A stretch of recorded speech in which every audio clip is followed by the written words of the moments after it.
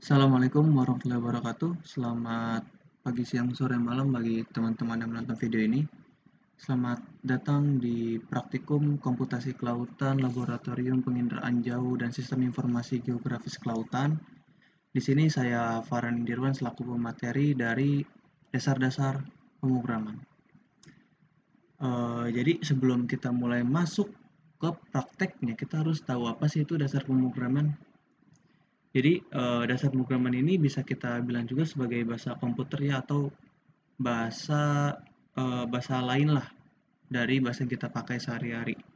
Nah, bahasa pemrograman ini juga bisa diartikan sebagai kumpulan sintaks yang berisi perintah. Itu tuh gunanya untuk memerintahkan komputer buat ngejalanin perintah yang kita buat gitu. Simpelnya seperti itu. Nah, eh, untuk bahasa pemrograman ini ada berbagai macam jenis bahasa pemrogramannya. Misal itu untuk ada Java, ada Python, ada JavaScript, ada C++, dan juga lain masih banyak lah pokoknya. Ada HTML.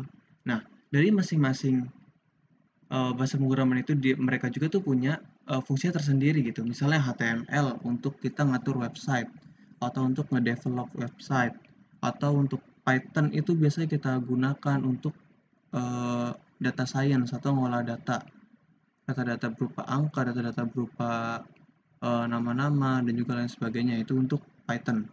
Kalau Java itu biasanya kita bisa gunakan untuk eh, kayak semacam aplikasi, untuk membuat aplikasi, untuk menjalankan aplikasi itu bisa menggunakan Java. Nah, di sini kita akan mempelajari dua bahasa pemrograman. Itu yang pertama ada Python, yang kedua itu ada Java. Jadi untuk Python sendiri kita tidak perlu software apa-apa, tidak perlu aneh-aneh pokoknya lah. Pokoknya kita hanya butuh sebuah website yang namanya Colab Research Google. Itu bisa kalian ketik, ini webnya colab.research.google.com. Nah, untuk menyimpanannya dia akan langsung tersimpan di drive kalian.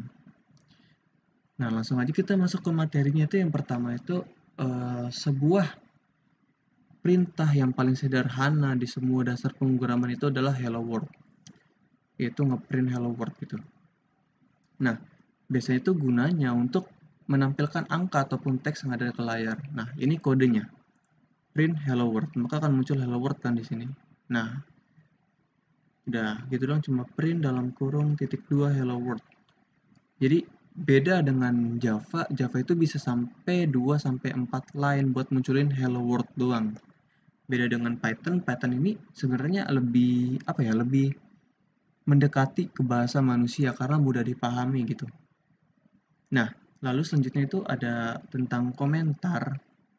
Komentar atau komen itu adalah kode dalam script Python yang tidak dieksekusi atau tidak dijalankan mesin. Nah, kenapa sih dia tidak dijalankan mesin? Itu tuh gunanya buat menjelaskan gitu. Kode kita tuh di bawah ini kode untuk apa? Apakah untuk menjalankan perintah, atau untuk mendeklarasikan perintah, atau untuk ngeprint perintah, tapi dia sama sekali tidak akan muncul di hasilnya di run-nya. Misal kita ini komentar ya. Untuk Python itu biasanya dia menggunakan tanda hashtag untuk mengaktifkan komentar. Kalau untuk di Java dia biasanya menggunakan slash, garis miring gitu. Nah, kan kalau di run nggak muncul apa-apa tuh. Nah, ini gunanya komentar. Kalau untuk indentansi, eh, Python ini sebenarnya mengenali suatu blok berdasarkan indentansinya. Indentansi itu yang kayak gini nih. Ini print. Print ini kan lebih menjorok ke kiri kan. Nah, untuk print di bawahnya itu dia akan menjorok ke lebih dalam. Nah, itu namanya indentansi nih. Di antara ini namanya indentansi. Menjoroknya. Nah, kalau apa sih yang terjadi kalau misalnya indentansi dari Python itu dia nggak sesuai dengan eh, kode-kode di atasnya gitu. Nah, akan terjadi error. Kayak gini misalnya. Nah, ini akan muncul error dong. Print hello world itu error. Nah, karena ini emang tidak ada konsistenan dari kode yang dibuat. Yang satu ada di sebelah kiri bat, yang satu ada di kanan untuk bedain spasi kan. Maka terjadi error. Selanjutnya kita ada untuk contoh yang lebih benar.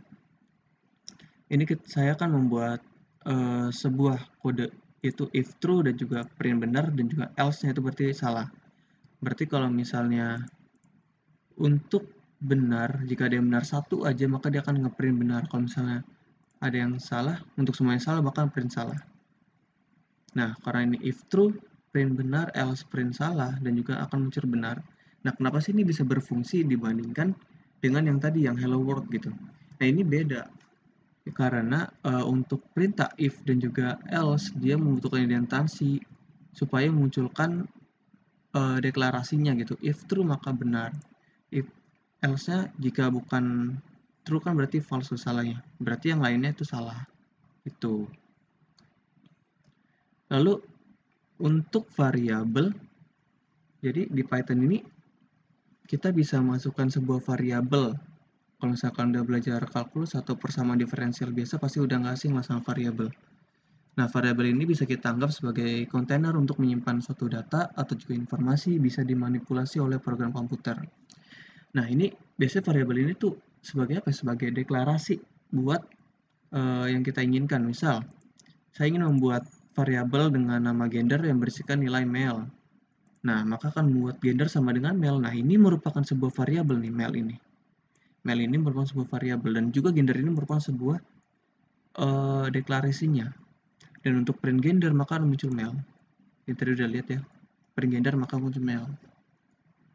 Lalu selanjutnya untuk tipe data. Jadi di Python secara umum atau secara standarnya itu punya 3 tipe data, itu string, integer, dan juga list. Kalau untuk string itu kita menggunakan tanda petik, kalau untuk integer itu kita langsung nggak usah pakai tanda apa-apa. Kalau list biasa kita menggunakan kurung siku. Seperti bisa dilihat misalnya ini tipe data string karena dia menggunakan tanda petik. Lalu untuk di tipe data integer itu dia langsung total 15.000 gitu. Nggak pakai total kutip 15.000 enggak. Lalu untuk tipe data list dia menggunakan kurung siku. Nah, kayak gini. Ini kayak array lah ya. Atau sebuah himpunan. Jadi untuk Python ini sebenarnya kita bisa menggunakan berbagai macam tipe datanya sesuai dengan kebutuhan kita. Misal, saya ingin mengirimkan pesan, tapi ya berarti kan makanya yang petik gitu kan, bukan yang list atau integer. Atau saya ingin membuat sebuah himpunan bilangan prima, ya berarti kan menggunakan tipe data list, bukan integer atau yang string gitu. Lah, ini Python ini sebenarnya apa ya? Semua bahasa pemrograman itu bisa digunakan sebagai operator numerik.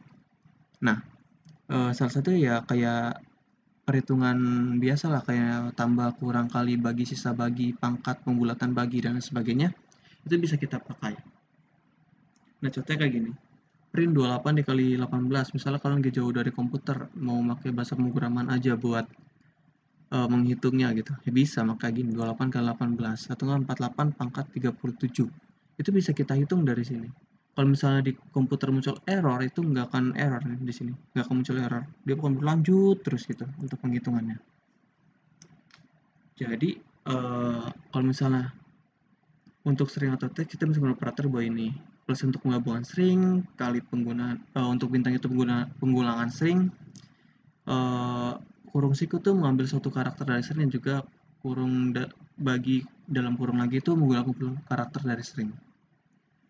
Nah, contohnya gimana bang? Nah, ini saya kasih contoh. Nama underscore depan, Haikal. Nama tengah, Raffi. Nama belakang, Suwarno. Nah, saya ingin memunculkan nama depan ditambah ininya, tipe datanya, lalu nama belakang. Dan juga saya ingin memunculkan nama depan dikali 3 kali. Maka dia akan munculnya Haikal, Haikal, Haikal. Kalau nama depan ditambah kutip-kutip lalu tambah nama belakang itu akan muncul Haikal Suwarno. Karena kita nggak mendeklarasikan nama tengahnya. Lalu nama depan dalam siku 2 itu kan kita mengambil satu karakter dari string. Nah, berarti huruf I dari kata Haikal yang mana berada pada urutan ketiga. Kalian bisa cari tahu kenapa dari kata Haikal kita kan mengambil data yang kedua. Tapi kenapa yang muncul yang I? Padahal ini 1, 2, 3. Itu bisa kalian cari tahu kenapa sih bisa munculnya I, kenapa nggak A, kan dia yang kedua gitu. Lalu untuk print nama belakang 3.25, potongan kata AR dari kata Suwarno yang mana berada pada urutan kedua sampai 3. Posisi kelima itu tidak termasuk. Nah, misal kita print, apakah sama? Nah, sama kan, Haikal Suwarno, maka akan muncul nama depan. Karena kita nggak mendeklarasikan nama tengahnya, jadi langsung ke nama belakang Haikal Suwarno. Kalau misalnya kita kali nama depan 3 kali, Haikal, Haikal, Haikal gitu. Kalau misalnya nama depan 2 huruf I dari kata Haikal, yang muncul kan I. Kalau misalnya nama belakang 3.25 gitu, potongan kata AR kan. Kita ngambilnya 3 sama 5 gitu, maksudnya ada intervalnya gitu.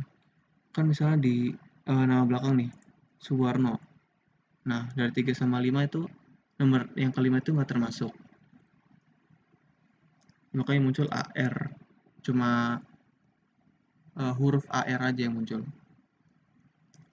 Lalu untuk condition, Python ini menggunakan logic boolean untuk mengevaluasi kondisi. Nah, apa sih itu boolean? Boolean itu suatu tipe data yang bersihkan true atau false, yang tadi sudah kita contohkan. Yang ini, true atau false. Nah, untuk contohnya itu kita bisa pakai ini. X sama dengan 25, Y sama dengan 80. Kalau misalnya print X kurang dari 3, ini kan kita ngecek nih, apakah X itu lebih kecil dari atau sama dengan 3. Kalau misalnya print Y sama dengan 80, pengecekan apakah Y itu sama dengan 80. Nah, itu bisa kita gunakan codingan seperti ini. Kalau misalnya print X, kedua logic menggunakan operator AND dan juga bisa menggunakan penggunaan kedua logic menggunakan operator OR. Misalnya print X itu kurang dari sama dengan 3 atau Y sama dengan 6. Kan kita bisa pakai, sebenarnya Y itu sama dengan 80 nggak sih? 6 ini sama dengan 80 nggak sih? Atau 3 ini kurang dari X nggak sih gitu? Itu bisa kita munculkan di sini. Jadi kan false, true, true, false. Bisa kita lihat misalnya 3 itu kan kurang dari 25. Maka 25 itu kan kurang dari 3, kan salah tuh. Jadinya kan harusnya kan 25 lebih besar dari 3. Kalau misalnya Y sama dengan 80 ya benar dong, 80 sama 80 gitu. Itu gunanya condition.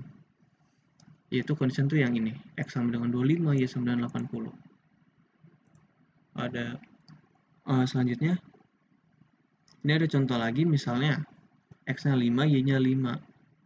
If X sama dengan Y, pernilaian X sama dengan Y. Kalau L if X lebih dari Y, print nilai X lebih dari Y, else-nya print nilai X kurang dari Y. L if itu else if gitu.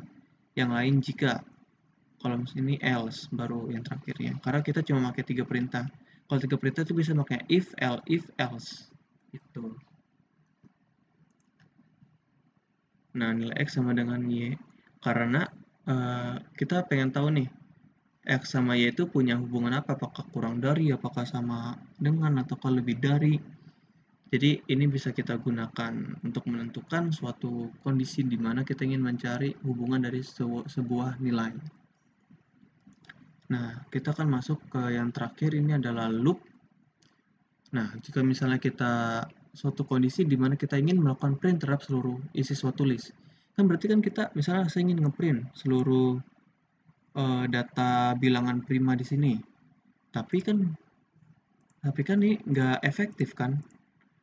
Masa kita print primes 0, print primes 1, print primes 2, bla bla bla bla bla.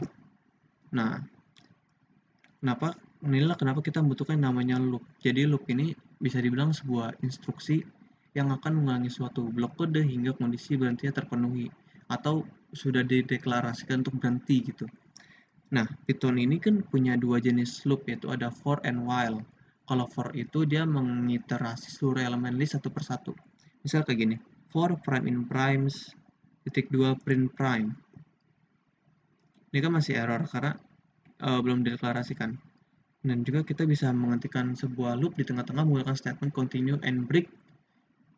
Continue itu melanjutkan iterasi, sedangkan break itu untuk keluar dari iterasi atau menghentikan codingannya sampai mana. Nah, ini contoh yang benarnya. Tadi ini cuma sebagai contoh codingannya aja gimana. Bisa kayak gini, print out 01234. Ini cuma sebagai komen yang nggak bakal ngaruh apa-apa. Count-nya itu sama dengan 0, kita mulai dari 0. Print-nya itu while loop, while true, print count, count plus sama dengan 1. Jadi setiap penambahan 1, if count lebih dari 5, maka berhenti gitu. Ini bisa kalian bisa baca kan ini. Codingannya itu tanpa harus ngerti bahasa pemrograman, pasti kalian sudah bisa baca untuk codingan seperti ini. Count sama dengan 0, berarti kita mulai dari 0. Print while loop, berarti ini akan menggunakan loop. While true, berarti ini akan benar. Terus print count, berarti kita nggak print yang count tadi. Print count tadi kan dimulai dari 0. Kalau countnya ditambahin 1 setiap penghitungan, jika countnya udah lebih dari 5, maka berhenti. Contoh kayak gini, while loop 0, 1, 2, 3, 4. Nah, kan berhenti dari 5 kan. Ketika dia sudah mencapai 5, maka dia akan berhenti. Kalau misalnya untuk for loop, misalnya saya ingin print cuma bilangan ganjil for x in range 10, jadi cuma untuk sampai range sampai 10 doang. Check if x is even. Kalau misalnya, nah, untuk menentukan bilangan evennya itu x-nya persen 2 sama dengan 0, baru continue, baru print x. Nah, akan 13579 karena kita sudah membatasi sampai 10 aja. Nah, mungkin itu untuk Python. Maka kita akan lanjutkan di Java menggunakan software processing.